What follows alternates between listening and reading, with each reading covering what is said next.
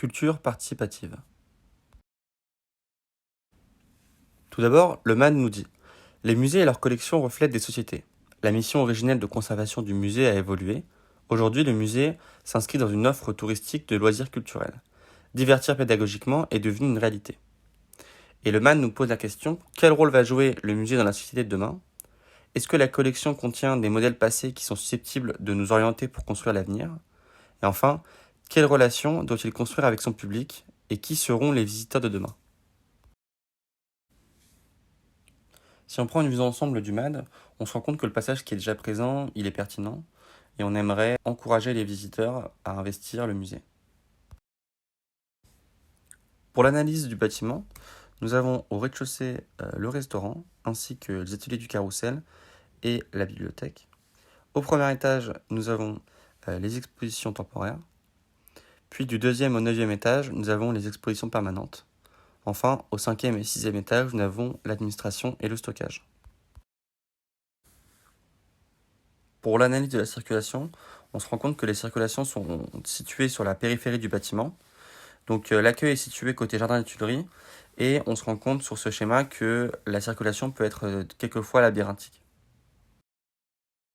Donc le musée des arts décoratifs est fondé en 1882 avec une volonté d'orienter cette institution autour de la transmission de la pédagogie au monde de l'industrie. Ce fut une institution qui eut un autre nom, autrefois appelée Union centrale des arts décoratifs, et qui au fil du temps est devenu un lieu de passionnés et qui a évolué en lieu de collection. Cet aspect a eu tendance peu à peu à s'essouffler et le MAD ne retrouve plus vraiment son public.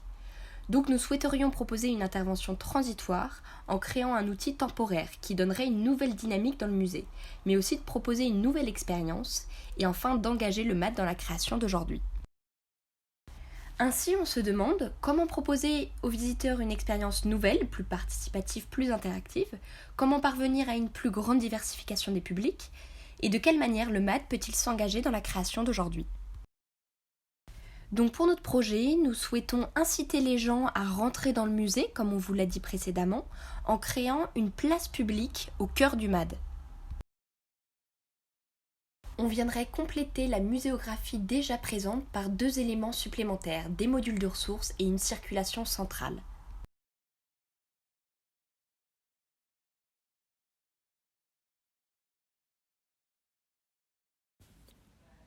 Cette circulation vient desservir tous les étages au sein de la nef. Dans cette circulation, le visiteur peut mêler les époques et les thèmes grâce à une synthèse des expositions. On y trouve aussi un amphithéâtre et un café pour faire de cette place un véritable lieu de vie. C'est un lieu de médiation. Les expositions temporaires sont situées au premier étage, dans les ailes latérales et dans la nef. Leur fonctionnement ne sera pas changé, mais il sera accompagné d'événements éphémères, comme des défilés, des dîners ou des soirées.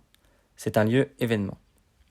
Les collections d'objets classés par thème et par époque, du 2e étage au 9e étage, ce sont les espaces d'exposition permanentes déjà présents sur place. Ce sont des lieux de mémoire. Et des petits modules d'exposition sont insérés au sein de l'exposition permanente, visant à proposer des outils de connaissance sur la fabrication de l'objet. Ce sont des lieux de ressources. Les modules de ressources comme outils de compréhension. Donc les modules de ressources sont des outils de compréhension. Ils sont intégrés dans les collections permanentes. Et ces modules viennent s'implanter de façon éparse dans les étages. Ils viennent occuper une partie d'un mur de la pièce. Par exemple, dans cette collection d'horloges de Michel Leclerc, le but serait de venir étendre la question du temps. Dans cette collection d'horloges, on vient l'enrichir en rajoutant une projection d'œuvres, en proposant au public différents types de représentations du temps. Notre but, en fait, serait de proposer une connaissance supplémentaire aux visiteurs. D'autre part, dans cette pièce des frises de Vélez Blanco, assez riche par ses frises, on permettrait de mettre en avant les détails en projetant des parties zoomées de la frise. Donc ces modules seraient des outils qui accompagneraient les œuvres exposées. La circulation centrale comme lieu de médiation. Cette circulation est donc située au sein de la nef. On s'est inspiré du groupe Pix qui a créé cette image et on se rend compte sur cette image que cette circulation centrale permet à la fois de desservir les étages mais aussi de créer des espaces en son sein.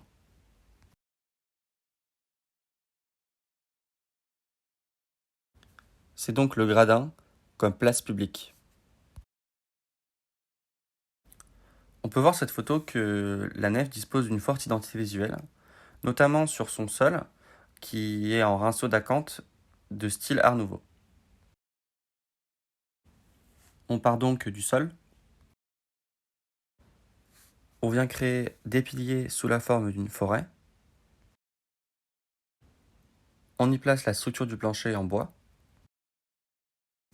ainsi que le plancher.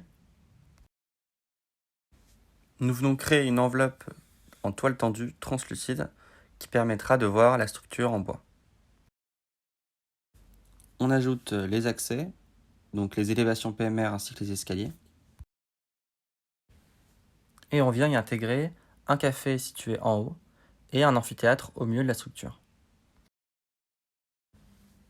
Puis on vient y intégrer les expositions transversales. Les expositions transversales sont inspirées des socles de présentation déjà présents sur la mezzanine du 3e étage. On viendrait enlever l'épaisseur du socle pour ramener l'objet à la hauteur du visiteur. Sur cette vue de dessus, on se rend compte de l'emprise que prend la structure par rapport à la nef. Cette coupe permet de voir que la structure n'obstrue pas la volumétrie de la nef. La structure traverse ainsi les époques et les thèmes. Nous avons ici une vue de l'entrée de la nef et nous allons maintenant vous montrer les usages. Donc ici, on a une collection transversale qui serait en fait un condensé de la collection permanente. Cette exposition mêlerait les œuvres d'époque et les disciplines sous une thématique précise. L'amphithéâtre se trouve au centre du gradin. C'est un endroit dans lequel il y aura des projections publiques et des cours magistraux. Le café se situe au 4e étage et incite les gens à monter en haut de cette structure. On peut apercevoir la transparence de la tôle tendue ainsi que la structure en bois. Et enfin, nous avons la vue des expositions temporaires où on se rend compte que cette structure va devenir un véritable outil de scénographie. Ainsi, cette structure va pouvoir accueillir des expositions, mais aussi des défilés. On va pouvoir venir projeter sur la toile tendue et pouvoir changer de scénographie en fonction des envies. Enfin, comme le MAD a déjà pu le faire, on pourra y accueillir des banquets et des dîners.